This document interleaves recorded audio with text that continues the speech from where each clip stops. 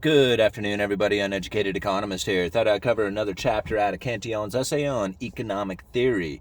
This was the essay written back in the 1700s, and we are now on chapter 10, which is titled The Price and Intrinsic Value of Things in General is the Measurement of the Land and Labor which enter into its production.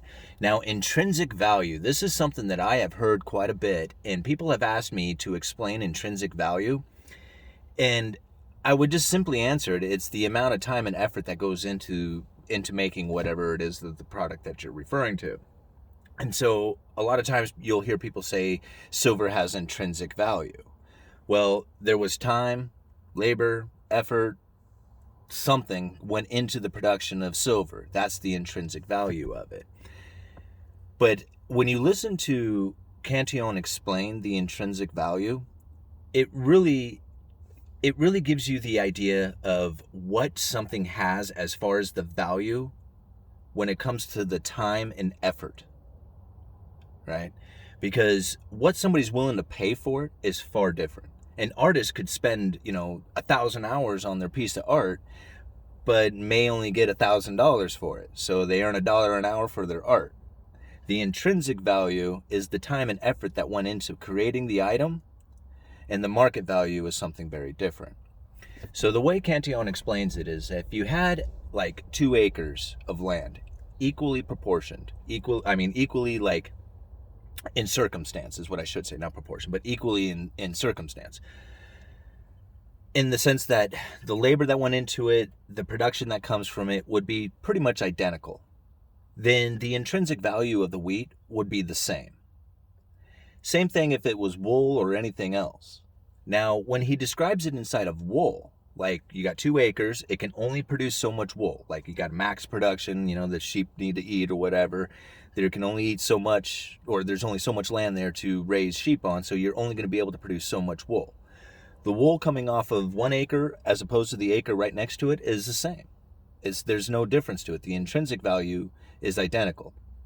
But then as you start to process that wool, if you refine it into a coarse cloth, the way Cantillon describes it, it's going to sell for one price. But if you keep refining it and making it finer and finer and finer until you're able to, make it into a great suit of clothing, then you can get 5, 10, 15 times, who knows how much more for it.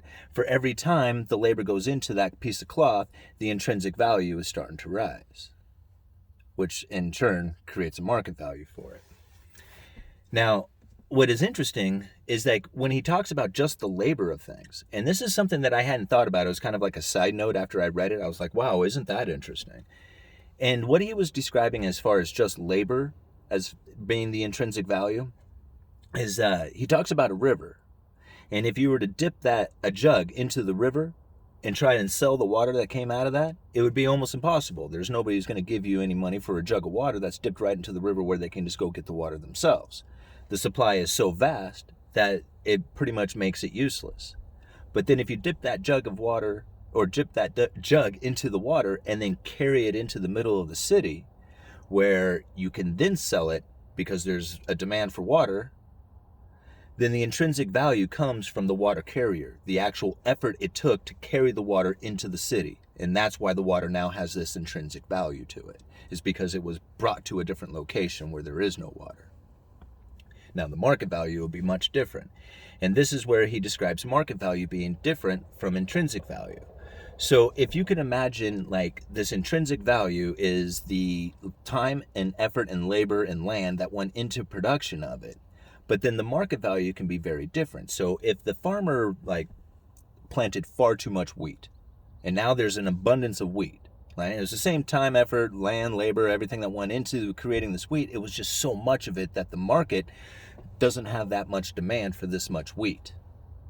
And so the price that the farmer will get for his wheat and all the rest of the farmers who grew wheat around him because of that abundance will fall. Same on the opposite end. If they don't produce enough, same land, same labor, same effort that went into it, it's the same intrinsic value, but if you do not produce enough of it, then the market value of it goes up, and you're able to sell it for more than what the intrinsic value is. See, if the farmers grew exactly the right amount of wheat, like perfect, they They planted exactly amount so that by the time they went from one harvest to the other, they ran out exactly the day they harvested again. That would be like perfect. The intrinsic value would be the market value. But that's not the way it works. So intrinsic value is going to be different from the market value. And then he goes on to explain it like, you can put both time and effort into something and have the intrinsic value behind it. And he was kind of talking like a garden. Like if you work in a garden, you could just sit there and just put labor into the entire time and create a garden. But then you can also add other things to it and build within this garden and create something that is very big and beautiful and useful, and you'd be able to sell that. Now, whether or not you are going to get your intrinsic value or whether the market value is going to meet your intrinsic value, like the time, the effort, the material that you put into building this thing, whether that is matched by the market is very questionable. So you may be in a position in which that you have built this garden and you're able to sell it for twice as much.